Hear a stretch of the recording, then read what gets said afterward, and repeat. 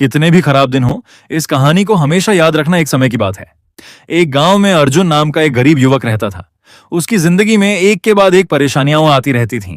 कभी काम छूट जाता, कभी पैसे खत्म हो जाते, कभी लोग उसका मजाक उड़ाते। एक दिन वो बहुत निराश होकर जंगल में चला गया। वहां उसे एक वृद्ध संत मिले। अर्जुन ने कहा, गुरुदेव, भगवान मेरे साथ ही ऐसा क्यों करते हैं? मेरी मेहनत का फल मुझे क्यों नहीं मिलता? संत मुस्कुराए और बोले, मेरे साथ चलो। वे उसे एक आम के पेड़ के पास ले गए। संत ने पूछा, क्या यह पेड़ एक दिन में बड़ा हुआ है? अर्जुन बोला, नहीं, इसे वर्षों लगे होंगे। संत ने कहा, फिर तुम अपनी सफलता एक दिन में क्यों चाहते हो? इसके बाद संत उसे नदी के किनारे ले गए। बोले, देखो, यह नदी कितनी शांत है, लेकिन यही पानी बड़े बड़े पत्थरों को भी काट देता है, ताकत से नहीं, लगातार बहते रहने से।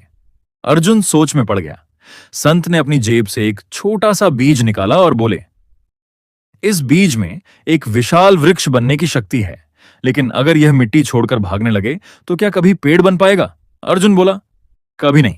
संत ने कहा, इसी तरह जो इंसान मुश्किल समय में हार मान लेता है, वह अपनी असली क्षमता कभी नहीं जान पाता। फिर संत ने अर्जुन से कहा, आज से एक नियम बनाओ, हर सुबह उठकर खुद से कहना, आज मैं हार नहीं मानूंगा। अर्जुन ने वही किया। शुरुआत में कुछ नहीं बदला, लेकिन उसने मेहनत नहीं छोड़ी। 1 साल बाद उसे अच्छी नौकरी मिली।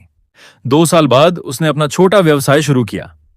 5 साल बाद वही लोग जो कभी उसका मजाक उड़ाते थे, उससे सलाह लेने आने लगे।